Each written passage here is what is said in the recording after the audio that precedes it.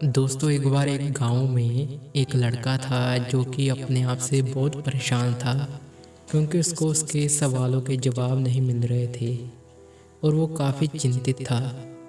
उसको उसके गांव से ही मालूम पड़ा कि हमारे गांव के नज़दीक ही कोई साधु संत है जो कि बहुत महात्मा है और वो हर सवाल का जवाब दे देते हैं और वो भी बहुत अच्छे से समझाते हैं। तो वो लड़का उस संत के पास चल पड़ा।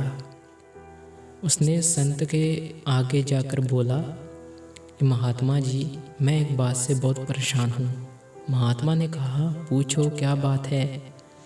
तो लड़के ने कहा, मैं एक ही बात को बार बार बहुत सोचता हूँ। मैं बहुत परेशान हो जाता हूँ। मैं जब तक सोचता रहता हूँ दिन निकल जाता है, रात भी निकल जाती है और ऐसा करते करते महीनों और 1-2 साल गुजर गए और मैं फिर भी कुछ नहीं कर पाया।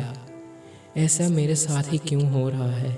मेरे साथ वाले जितने भी दोस्त थे, सगे संबंधी थे, वो मेरे से आगे बढ़ते जा रहे हैं। मैं सिर्फ सोचता रह जाता हूँ मगर दूसरे लोग आगे चले जाते हैं और मैं वहाँ का वहाँ ही खड़ा रहता हूँ, अपने सोच के दायरे पर ही। मैं इससे कैसे बाहर निकलूँ।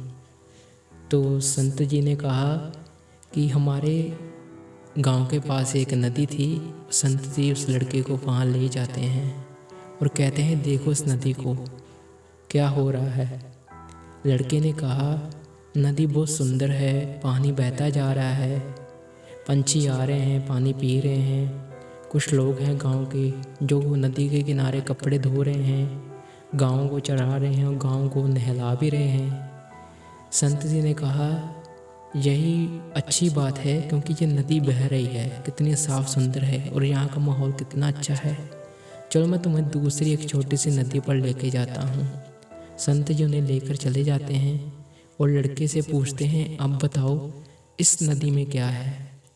तो वो लड़का बोलता है कि इस नदी में संत जी, ये नदी बहुत छोटी है और इसका पानी रुका हुआ है और इसमें मच्छर बहुत हैं, ये गंदी बहुत है नदी।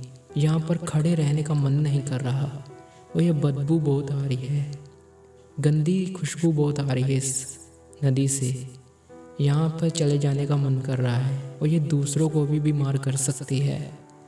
तो संत जी ने बहुत प्यार से समझाया कि चलो एक काम करो, नदी के बीच में ही 2 बड़े से पत्थर हैं, क्या तुम उन्हें हटा सकते हो। लड़के ने कहा, हाँ महात्मा जी, मैं कोशिश करता हूँ।